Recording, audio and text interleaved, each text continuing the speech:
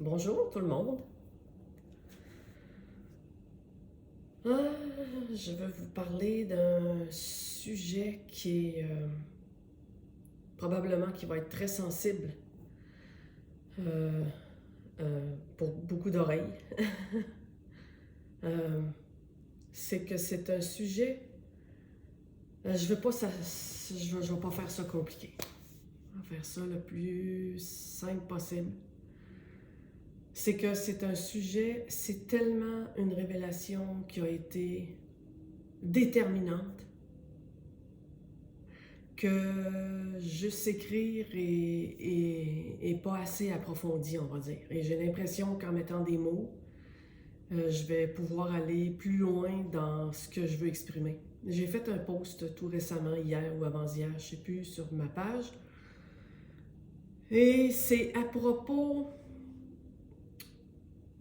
de la croyance dans le fait que, et là ça va être gros en partant, qu'on mérite de souffrir. Bon, je vais pas revenir dans le parcours de un an que j'ai vécu depuis janvier 2022, quand je me suis retrouvée avec des étourdissements débiles un matin. Et après ça, ça a été un parcours de un an de rééducation de toutes sortes, visuelles, vestibulaires, mécaniques aussi pour le cou, pour les vertèbres. Et tout ce que j'ai traversé et de la révélation qui s'en est suivie il y a tout juste à peu près un mois, je dirais, en novembre, avant la fin de l'année. Et quand je dis révélation, c'est le seul mot que je peux trouver. C'est plutôt, on va dire, comme l'intégration profonde d'une évidence qui était là, qui flottait, mais qui n'était pas... que, que la conscience n'était pas capable de s'approprier pour que ça devienne évident et que ça change la perception par la suite. Et donc ça s'est fait, on l'aurait dit, tout seul, l'aboutissement de toute cette période-là qui a duré un an. Et ça a été magistral à rencontrer comme évidence parce que c'était en train de changer complètement la perception, qui était déjà plus la même, hein, parce que quand on a vu et qu'on vit à partir de l'évidence, la plupart du temps, qu'on n'est pas le corps et la personne nommée X, Y, Z qui fait tel métier avec telle caractéristique, tel conditionnement, quand on vit plus tant à partir de ça parce que c'est vu comme quelque chose qui est comme un rêve, qui est projeté, la perception n'est déjà plus la même. On n'est plus dans la même affaire. Mais il n'en demeure pas moins que cette croyance-là qui a été vue, qui est majeure, qu'est-ce qu'il y a de différent avec ça, c'est que c'est une croyance fondamentale qui régit comment l'être humain fonctionne sur la Terre depuis la nuit des temps. Et c'est le fait que, en fait, ce qui m'est devenu évident, et je ne suis pas une personne catholique, là, ou je ne suis pas religieuse, pratiquante, ou quoi que ce soit du genre, j'ai pas de ça en moi, c'est pas de ça, c'est pas comme ça que ça se positionne. Mais ce qui a été vu, c'est que il s'est formé une croyance qui a fait un égrégore quasiment, là, qui a fait vraiment quelque chose de solide, qui a impacté toute la conscience identifiée pour pas mal tous les humains, en tout cas une grande partie des humains. Et j'entends par là la croyance que la souffrance est là pour qu'on mérite le paradis, qu'on mérite l'Éden, l'éveil, ce que vous voudrez.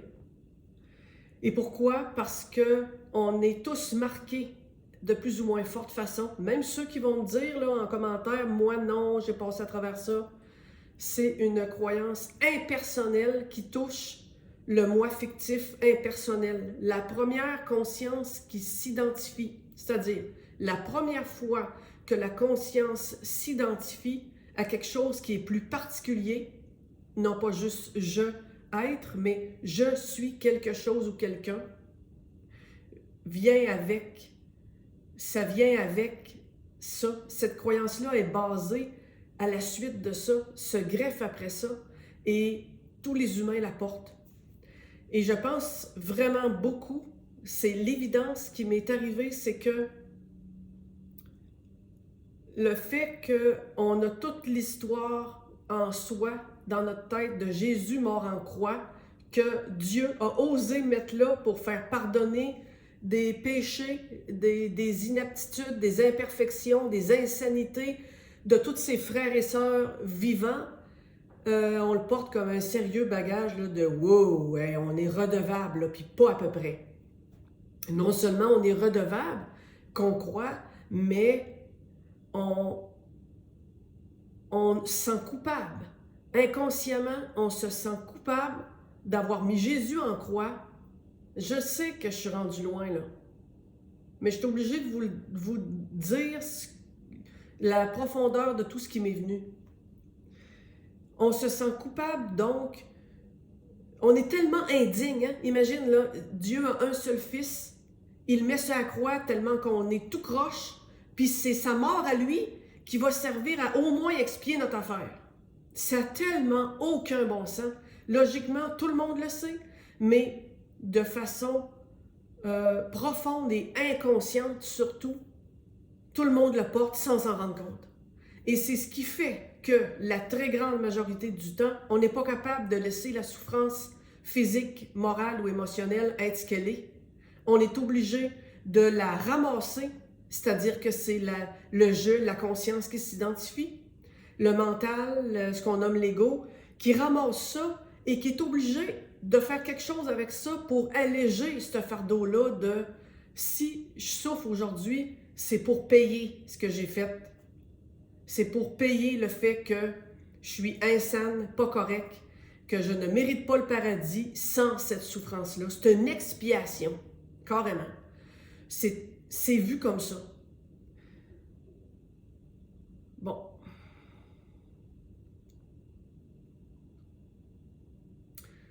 Ce qui m'a été donné à voir, c'est que c'est la profondeur de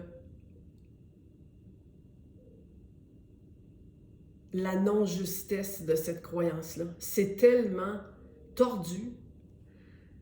C'est tellement tordu que ça a soulevé tout en dessous le fait que c'est un rêve complètement inutile de s'approprier, tu sais, de s'approprier cette souffrance-là pour tenter d'en faire quelque chose.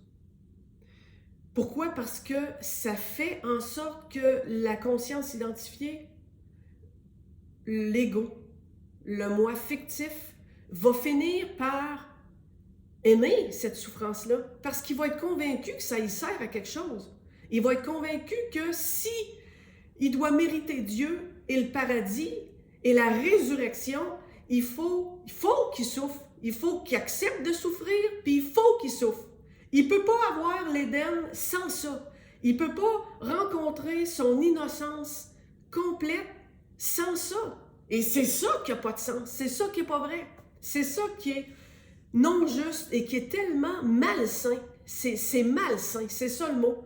Parce que ça entretient de façon sournoise, pernicieuse, et il y a un petit quelque chose en soi, dans ce temps-là, dans l'ego, dans la partie identifiée, qui jouit de cette affaire-là parce que il n'est pas capable il reste collé là-dessus. Il n'est pas capable d'oser mettre ça à la poubelle puis croire que Dieu a jamais mis son fils en croix parce qu'on est tellement mauvais que c'était la seule façon d'en tuer un pour pardonner à tout le monde.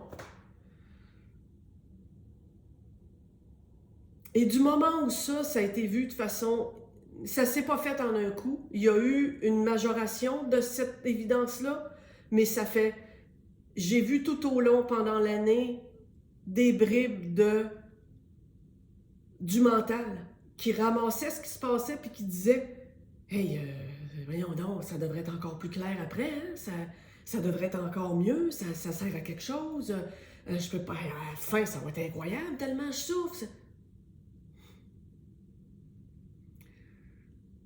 J'ai vu ça tout le long, dans l'année, avec des fluctuations et parfois, dans un sommeil conscient, il y avait plein d'affaires qui étaient soulevées en rapport avec ça et que ça m'était montré comment... En fait, cette croyance-là qui est impersonnel, fondamental et qui gère le but, l'avenir, le temps chez tous les êtres humains. Parce qu'il faut se perfectionner, il faut mériter le ciel, il faut faire ça, il faut... C'est ça qui a été, ça a été déraciné. C'est cette affaire, c'est ce moteur-là qui détermine l'avenir de l'individu dans comment il va appréhender ce qu'il est, comme en tant que je suis parfait, sans avoir besoin d'expier quoi que ce soit. Et c'est pour ça que c'est déterminant et que ça change la perception après, que ça change. Et ça fait pas longtemps et je vois déjà plein de miracles qui surgissent, plein de synchronicités, plein d'affaires, plein de miracles qui surgissent sans que j'ai eu à faire quelque chose supposément pour les mériter. Ou à ramasser quelque chose pour me dire « Ouais, mais là, j'ai fait ça, OK, ça va me donner ta... OK, ça... » L'ego fonctionne toujours comme ça, hein? Il fonctionne au mérite.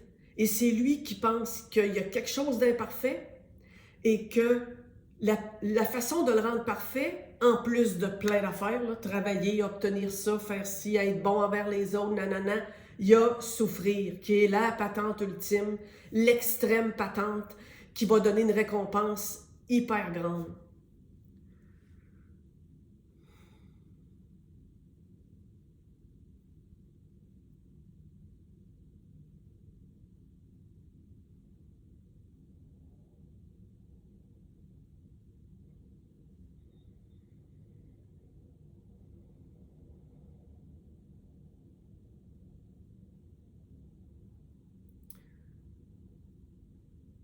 Quand la souffrance est là, et elle est là, et elle va être là pour tous les humains que nous sommes. Pourquoi? Parce que on est dans un monde qui exprime le contraire de ce qu'on est. On a voulu et créé un environnement dans notre esprit, un monde dans notre esprit qui correspond au contraire de ce qu'on est, l'absolu parfait. Par choix, par désir, par limite, c'est même pas important. Ce qui est important de ressentir et d'être à l'aise avec ça, c'est d'accepter que ça ne nous a pas été imposé, que ce monde-là, c'est nous-mêmes, avec un N majuscule, qui l'avons créé, c'est le 1 qui tente de se manifester, de se projeter. Et comme il est entier et qu'en lui, il y a toute la perfection, tu ne peux pas faire autrement que projeter un monde si tu veux le perpétuer, le continuer, l'étendre, le projeter qui va être le contraire de ça. Et c'est ce qu'on a choisi de venir expérimenter.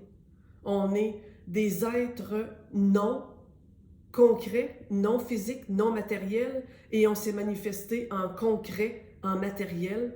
Le corps ici n'est pas le corps là-bas, donc c'est fragmenté. C'est des petits bouts fragmentés qui forment, soi-disant, un tout, des bâtiments, des gens, des pays, des nationalités différentes, des arbres, des animaux, des pierres, des maisons, des tondeuses à gazon, des chiens, tous ces bouts-là fragmentés, on pense, recrée le un, et on vit là-dedans, et on ne voit pas que ça vient avec tout le contraire de ce qu'on est à la base. On est parfait, ça crée l'imparfait. On est non-duel, ça crée le duel.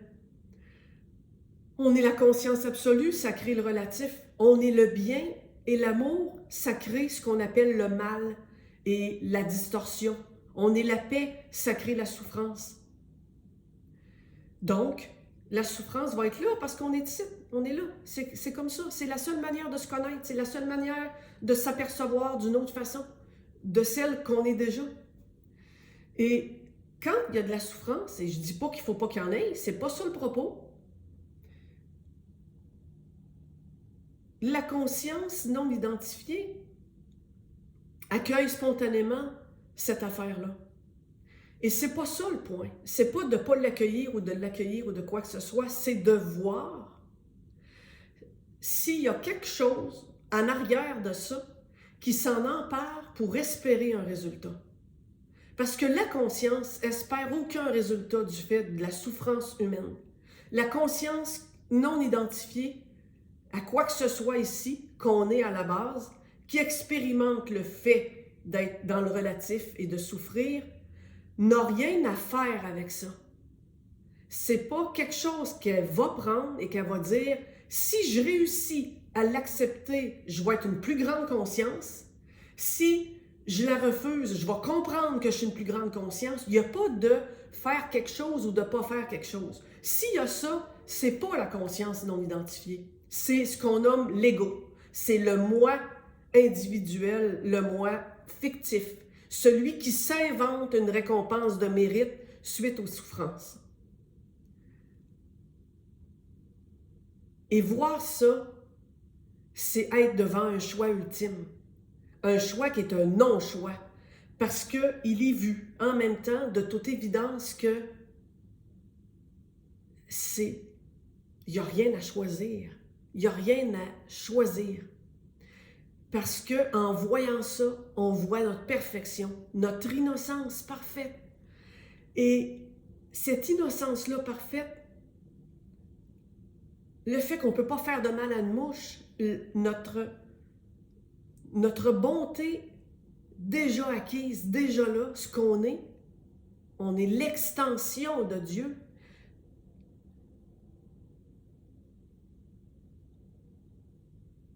Peut pas s'approprier la souffrance pour s'améliorer encore plus. C'est une notion personnelle, ça. C'est une notion individuelle. Et pourtant, c'est cette croyance-là, non vue et inconsciente, qui gère tous nos choix humains en tant que « est-ce que je devrais faire ça? Je devrais-tu aller voir un médecin? Je prends-tu un médicament? Ah, je vais faire une thérapie, ça va aider. Ah, je vais faire telle affaire. On veut être immortel. Ah, ça a telle affaire. » Mais on l'est déjà. On l'est déjà. C'est parce que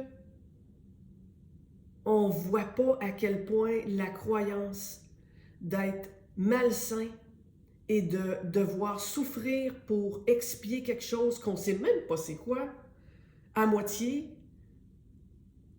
on n'est pas capable d'aller jusque-là. C'est une grâce de voir ça. C'est pas l'ego lui-même qui va voir que cette affaire-là à laquelle il croit, parce qu'il se sent bien trop mal d'oser affronter ça puis dire « Non, je suis parfait. J'ai pas besoin de souffrir physiquement et cette maladie-là, je l'ai probablement rencontrée parce que j'ai cru que ça allait m'améliorer, que ça allait apporter quelque chose. » Et là, je ne suis pas en train de dire que c'est comme ça. En fait, il faut apporter des nuances. Oui, je suis en train de dire que la base, c'est ça pour toute l'humanité. Mais il y a des nuances dans le sens que si c'est vu, si toutes ces pensées-là et toutes ces accroches-là sont vues pendant une maladie, il va y avoir un lâcher-prise beaucoup plus grand qui va s'installer dans le résultat parce que la notion de mérite et la notion que ça devrait m'améliorer si je suis malade après va s'annuler du fait de l'avoir. Ça va permettre d'accueillir ce qui est là en comprenant que ce que je suis, la perfection déjà là, l'innocence, elle n'a rien à faire avec grandir si elle souffre. Juste le dire, c'est tellement ridicule. La perfection que nous sommes, Dieu lui-même grandit s'il souffre. C'est ça que ça veut dire, cette croyance-là. Et c'est ça qu'on croit. Je ne sais pas dans quelle mesure ceux qui n'ont pas subi le carcan de la religion catholique dans le monde, parce qu'ils ont eu d'autres formes de croyances religieuses, je ne sais pas dans quelle mesure ça les atteint. Mais vous pouvez être certain que tous les catholiques, tous ceux qui ont vécu avec l'histoire de Jésus mort en croix pour nous sauver, ils portent cette affaire-là. Toutes. Et je ne croyais pas porter ça à ce point-là avant que me soit révélé. Écoute, tout le long de l'année, il y a eu plein de révélations et de choses qui m'ont été montrées et avec lesquelles je restais en présence pour que tranquillement ça descende dans les profondeurs et que ça soit soulevé. Il n'y a rien de pire que de s'énerver dans ce temps-là et de vouloir trouver.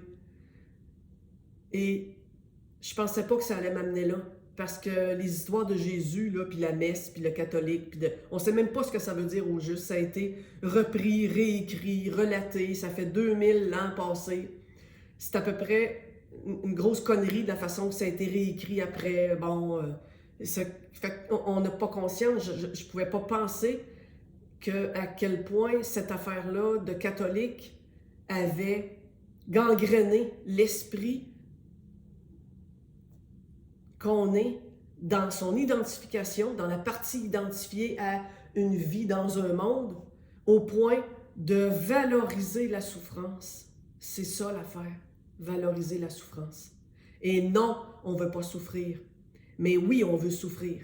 Non, on ne veut pas souffrir. Mais oui, on veut accepter la souffrance parce qu'on pense qu'elle va nous apporter quelque chose. Il y a vraiment une notion de mérite complètement malsaine qu'il faut déboîter.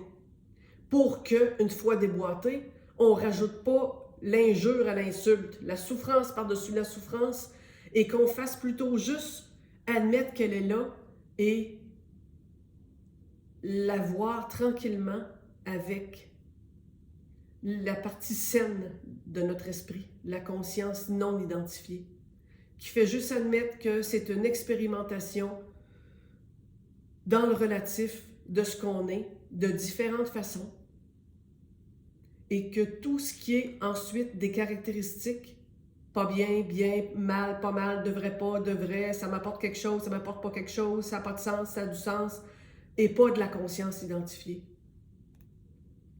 Et plutôt du moi fictif.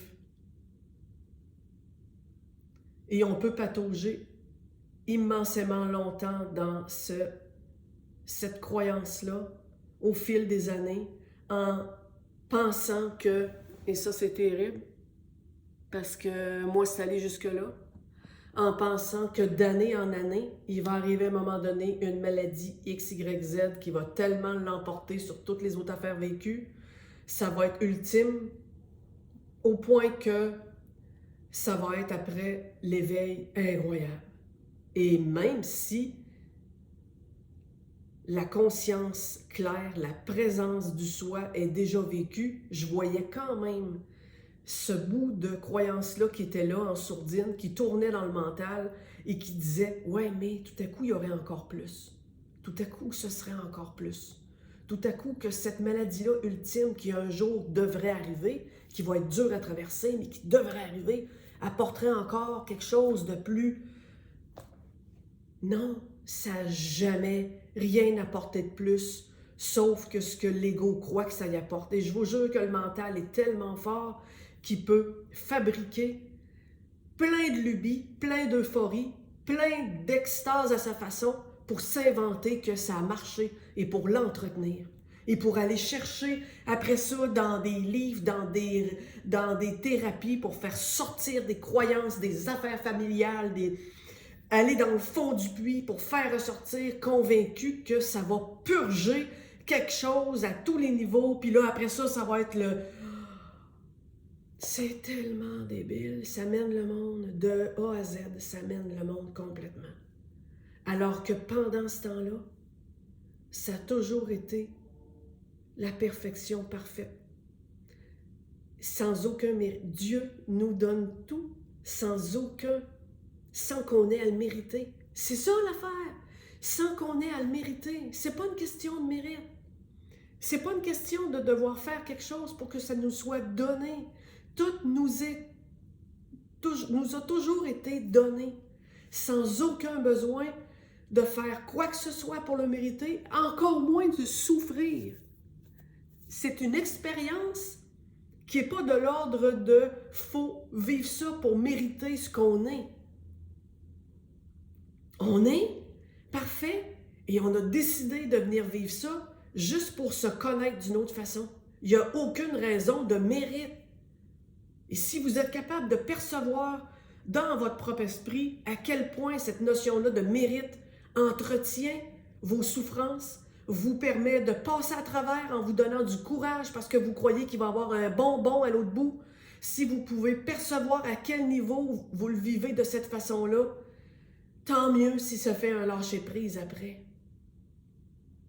Parce que je vous jure que c'est tellement saugrenu, ça change tellement la vision de l'abondance après. L'abondance sans devoir le mériter, sans faire quelque chose pour qu'on dise, tiens, t'es un parfait enfant, t'es mon enfant, je suis le Dieu parfait, t'as mérité, t'as souffert à mon goût, je te donne ça.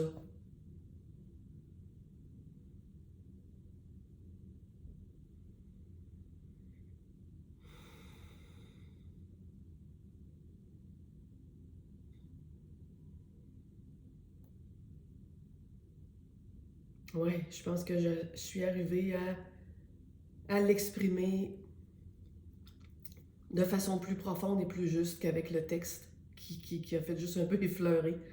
Cette notion-là est tellement profonde, puis touche, il y a tellement de ramifications par la suite qui sont des ramifications qui proviennent de cette croyance-là.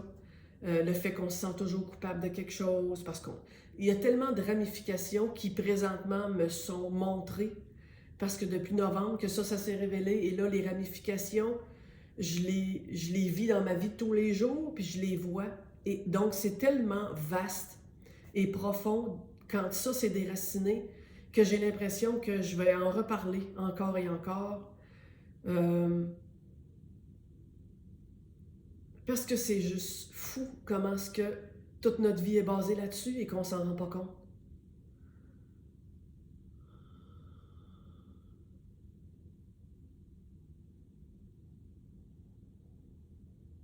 Tu sais, la nuit noire de l'âme, là, c'est ça. À un moment donné, j'avais lu quelque chose sur on rencontre tout à un moment donné notre espèce de cerbère de la porte, là, la nuit noire de l'âme ou quelque chose à un moment donné que tout le monde rencontre, qui est ultime, puis qui fait qu'après ça, tu t'éveilles, puis Pour plusieurs, c'est par la souffrance physique. Pour plusieurs, c'est de souffrir physiquement, puis ils y croient tellement que quand ils ont traversé une grande maladie, ils se sentent délivrés de quelque chose. Mais est-ce que c'est l'ego qui se sent délivré de quelque chose ou si c'est la croyance non conditionnée? Parce que la croyance non conditionnée n'a pas à se délivrer de quoi que ce soit. Elle est déjà non conditionnée. Et le soi est déjà pur et non conditionné.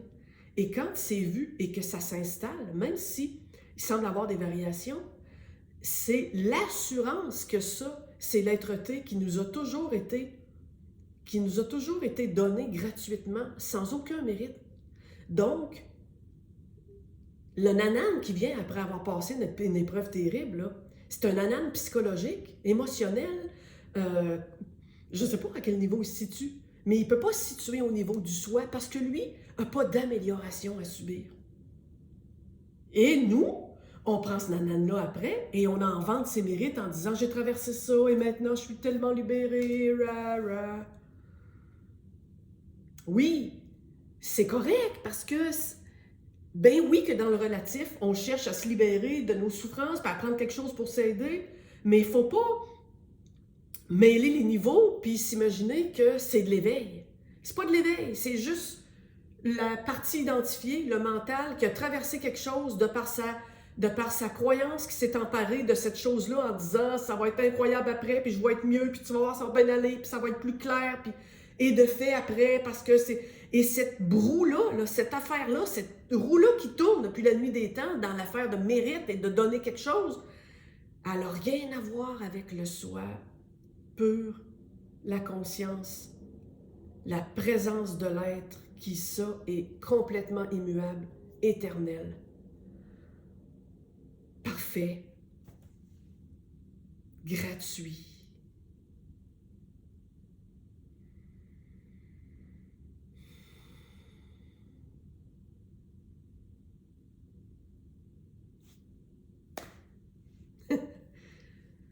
Je pense que c'est ça.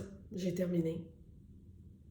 Je suis allée au bout de, pour l'instant, comment je voulais l'exprimer suite à la publication que j'ai faite il y a quelques jours.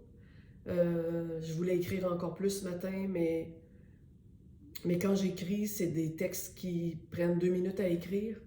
Je corrige les fautes rapidement et je publie. Et là, je suis en tête de faire autrement parce qu'il y a une profondeur dans ça qui doit être ressentie vraiment beaucoup pour être capable de s'asseoir dans toute l'évidence des ramifications que ça fait. Et dans mon cas, parler concentre cette évidence-là et me permet de la laisser porter pour que... Pour rien, en fait. Pour rien. Juste pour l'évidence que on a toujours été parfait, innocent, sans aucune notion de mérite. Voilà. Je vous souhaite une super de belle journée. Et je vous dis probablement à bientôt. Ciao.